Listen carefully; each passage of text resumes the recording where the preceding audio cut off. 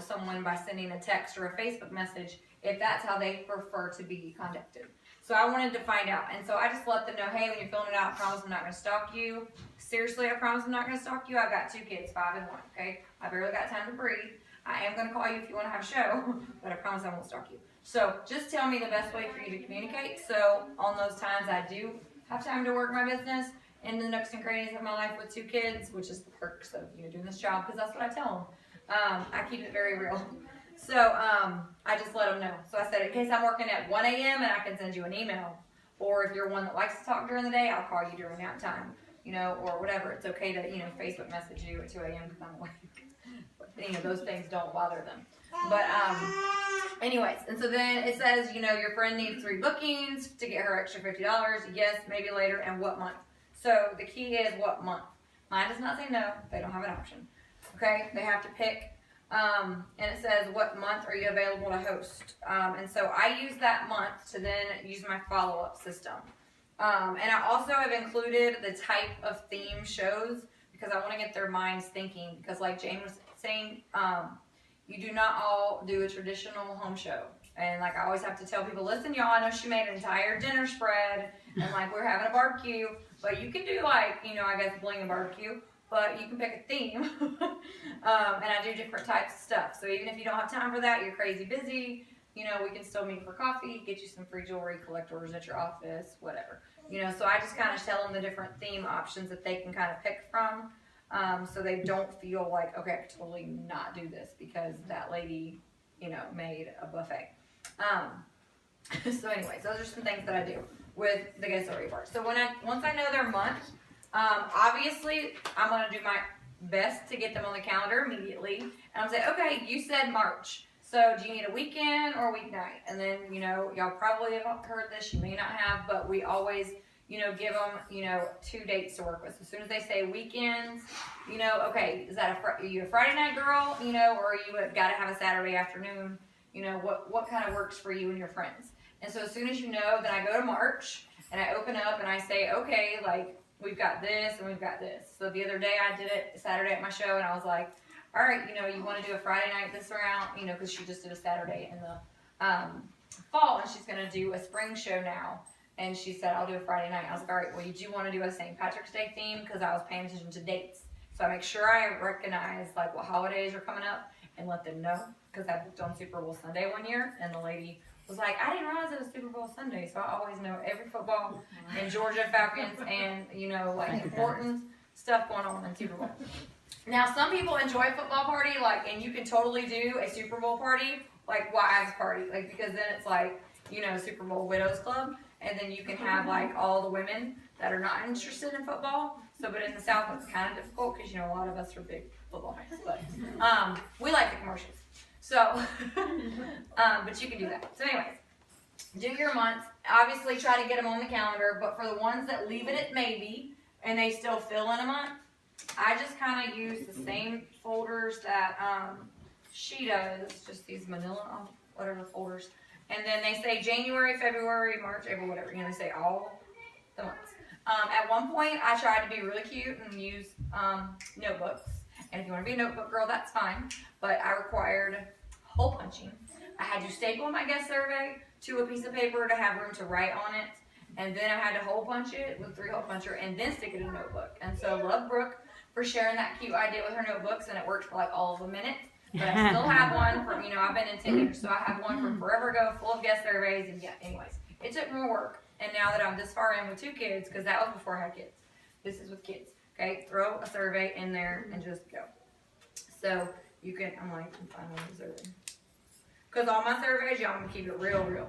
They're sitting on my desk. So I was real convicted at rally talking about people interested and not, I was convicted.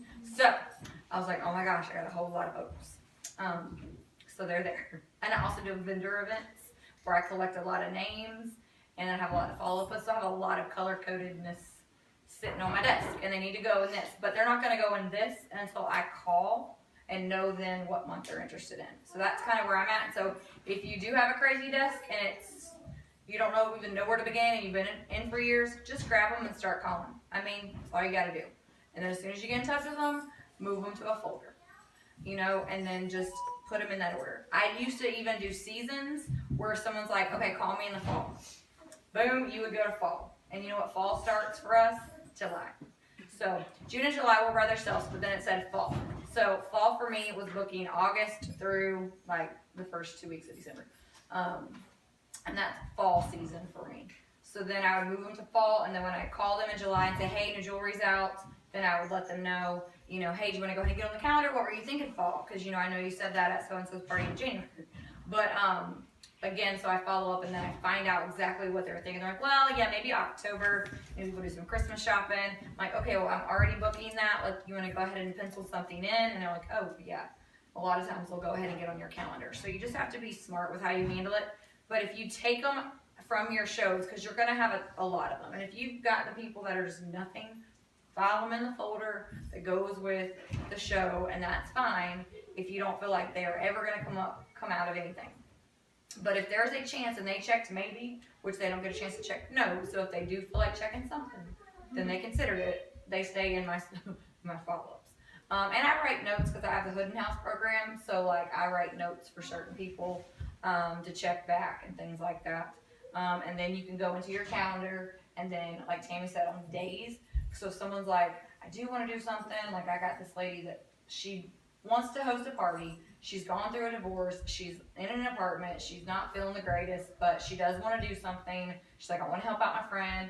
You know, I'll do something in February. So she's checking on a date, and I know I have got to follow up with her because she will be one that fizzles and disappears unless you stay on top of her. So you just pick a date for whatever month they said in your calendar and just write follow up with so-and-so, Susie hostess, or Susie potential hostess. So that's how I work with the surveys. And then there's the cancellation ones too, because like I said, you always want to, just because they cancel once doesn't mean you can't get them back on the calendar. Life happens. So don't forget about them, because if you forget about them and they come across someone else at a jewelry show, they're going to book with them. And so that's something to pay attention to. You never know what's going to happen. Or if another jeweler kind of comes in, you kind of giving them over to them, and then they get out of the business. I talked to Shirley about that. You know, you have to keep up with the people that were at some point in your circle. If you start to sponsor, and then for some reason those people choose not to stay in or choose not to do Premier's work by serving those customers and those hostesses that may still want to do parties, or they may still want to get jewelry, don't feel like you're stepping on toes. You know, if that person's not working their business and they've decided it's not for them, then that's fine. Just still take care of those customers. Because I have lots of people where I'll have girls that get out after a year or two. It was a season for them. They're not lifers like us, but you know, sometimes they're lifers. And then I just follow back up and I call. And that's how I met Jen. We all know Jen. If you don't, I'm sure you'll she just got married and she moved to Blairsville, so that's why she's not here tonight. If you love Jen, for sure watch the video, wherever it's at, whichever one is actually recording. But yeah, so that's how I met her, because I had a jeweler get out and she said, I've got this hostess that needs something returned. Do you mind helping her? Like, sure. So I called her, I followed up, and she said she was interested in having a show, and so I stayed on top of her. She hosted a show, it was just under $1,000, and then she wanted to book during the, 50% the following season. And so I, again, followed up with her. I put myself a note to call her back. Months later, I did, and y'all was at $3,500 party. Okay, and then I eventually got Jennifer from that as well, because that was her best friend that had a $3,500 party. So you never know what's around the corner, and y'all, that was for serving someone that came from a jeweler that was no longer in, that passed me a return exchange. Do a return and say happy to do it. Okay, happy to do it. With a smile on your face. You never know what's going to come from a return and servicing people. All right, so then doing in bulk. I'll wait and save taxes for last because they're boring. Doing in bulk is another thing that I'll train on. Does anybody have any questions on surveys and follow up? Good. Okay. So doing in bulk, that's just kind of working smarter, not harder, which at the end of last year, that was kind of my thing. Work smarter, not harder. And then doing in bulk is huge. So Brooke had mentioned doing stuff like that before, and I've talked to some other jewelers that are just have really had great success with that, and it was genius. So, printing a whole bunch of stuff at once, having a day, do it with your kids, Do it with, you know, your husband or friends or whoever. Just have a day. Other jewelers, you can get together and say, hey, we're gonna like have a print packing party, okay? And then you can print. I've got a bunch of stuff. I made a list of everything like that you can do in bulk. There's a ton, and people probably don't have any. They don't ever think about this. So hostess packets, those are huge. Definitely do hostess packets in bulk. So inside my hostess packet, I put like an advance order form. Well, I really put 5. And I tell them they need to get 5 orders in advance. So put your advanced order forms in there, like an average versus the awesome show sheet or the tic-tac-toe, whichever other, you know, thing you want to stick in there. Some people do a monthly promotion or a seasonal promotion to get additional advanced orders. If y'all are trying to focus on your pre-orders, that you can do those sheets as well. Like say, hey, if you have 300 in pre-orders before the show, you can get a watch for, you know, $20, or you can get a ring for free. Just to help. If they get $300 in orders before I get there, you can have a ring. Okay. So things like that. But anyway, so those are hostess things. You can print all those, and you want to have like 3 to 6 months done in advance. I mean, just pick a day and just sit there and stamp them like catalogs, like I use labels. You can do a stamp if you want to. I do labels, and bless Skylar, she put one upside down. That was the only one she did upside down, but I handed it upside down. It's like, sorry, my 5-year-old labeled it. Just turn it upside down. You can remember. And the website, you know, they can still read it. So, label as many catalogs and style guides and stuff like that when you're doing this in bulk. And then I print my return labels for Premiere. So I know that sounds funny, but we're gonna do returns. I have a sheet of 30 with Premiere's address on them to return them. So when I go to mail something back, I do not have to remember to unfold the sheet that's inside of it, and I do my returns in bulk. So when Tammy's talking about having a specific day to do it, do all your returns. You will get returns if you're doing a lot of shows or selling jewelry. Expect the returns, like she said, and then if you get them in, like you'll have a show and somebody's gonna bring you broken jewelry. If you're a new jewelry lady, be prepared. It's coming because here I got this, and just be happy to do it. Okay, but when you do it, just don't freak out. Just go home. A lot of times, if I know I have the piece already, or 2, I know the person and I know I'm gonna get it in that 30-day window, I'll go ahead and just boom, send it, and Premiere ships it, so they get it really quick. Otherwise, there's a couple other ways you can go ahead and have printed out sheets. I'll send them out. Brooke does these letters. She puts the letters together and she mails them in these bubble envelopes. She sends a bubble envelope like inside another envelope. So I think she like puts one in here with the letter already done, and then sends it to the customer for them to then mail back her piece. Yeah, and then there is a tracking sheet that we use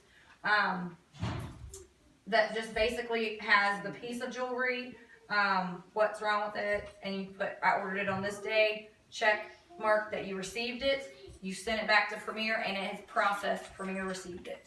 And so that's just a way to follow up and keep track of that stuff.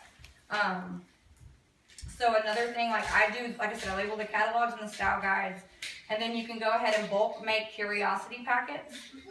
And so all my curiosity packets are nowadays, like they kind of changed up throughout the years. These fun little bags are on the incentive site. You can get a ton of them for like $3. You get like 100 of them for like $3.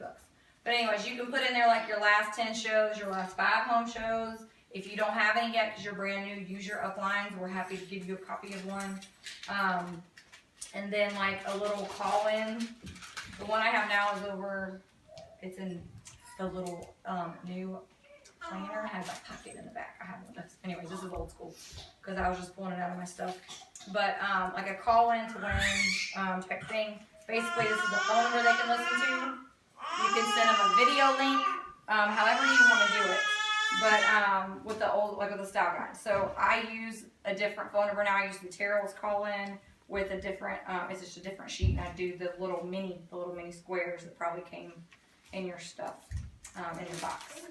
And so there's other things you can add in there, like 15 reasons Premiere might be for you. You can put whatever you want in it, but just have something that shows they can make money. There's just a number to call, or you can just say, here's some information, and I'm gonna send you the text link. And then follow up with them. But you need to have a bunch of these because as you have people ask you questions, you want to be prepared. So even in my memo on my phone, I have the video link to a 10-minute video clip about the business of Linda Jones and Lori Ray sharing it, and then underneath it I've got 4 questions